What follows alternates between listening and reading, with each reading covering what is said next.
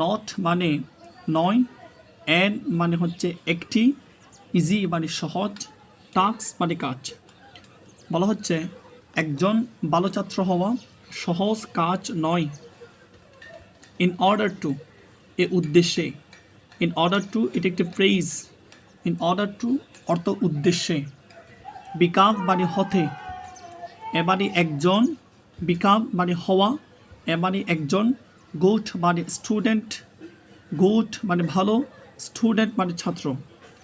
In order to become a good student একজন ভালো ছাত্র হওয়ার জন্য, একজন ভালো ছাত্র হতে। ইউ নিড টু, ইউ তোমার, নিড মানে প্রয়োজন, টু মানে প্রসেস, কতগুলো প্রসেস প্রয়োজন, সাম কোয়ালিটিস কিছু যোগ্যতা দরকার, কিছু গুণ দরকার। লাইক যেমন পাঞ্চুয়ালিটি সময়ানুবর্তিতা, সিনসিয়ারিটি আন্তরিকতা, অনেস্টি সততা, ইন্টিগ্রিটি ন্যায্যতা।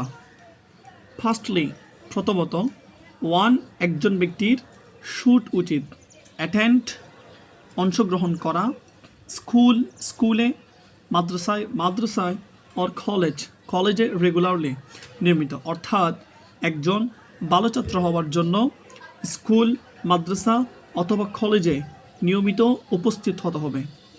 সেকেন্ডলি দ্বিতীয়ত, ওয়ান একজন, শুট উচিত, বি সিনসিয়ার যে কোনো একজনকে যে সফল হবে, ভালো ছাত্র হবে, তার উচিত সিনসিয়ার হওয়া, তার পড়াশোনার প্রতি সিনসিয়ার হওয়া। ইন এবং প্রিপেয়ারিং লেসন তার পড়াশোনা প্রিপেয়ার করার ক্ষেত্রে, প্রস্তুত করার ক্ষেত্রে তার সিনসিয়ার হওয়া উচিত, খুবই আন্তরিক হওয়া উচিত। থার্ডলি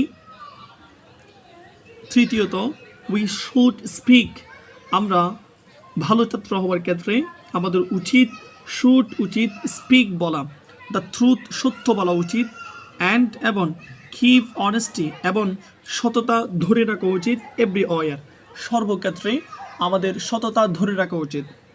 ফার্দারমোর এবং আরও রয়েছে, ওয়ান শুড যে সফল হবেন, গুড ছাত্র হবেন, তার উচিত বি হওয়া, অ্যাটেন্টিভ মনোযোগী হওয়া, অ্যাটেন্টিভ মনোযোগী হওয়া, টু স্টাডি পড়াশোনার প্রতি, টু ডু ওয়েল ভালো করতে, ইন এক্সামিনেশন পড়াশোনায়, ইন এক্সামিনেশন পরীক্ষায়। তাহলে একজন ছাত্রের পরীক্ষায় ভালো করতে তার পড়াশোনার প্রতি মনোযোগী হওয়া উচিত। ওয়ান শুড এবং একজন ছাত্রের উচিত ফলো অনুসরণ করা, আর রুটিন একটু রুটিন ফলো করা, একটি দিনলিপি একটু রুটিন ফলো করা উচিত। ফলোইং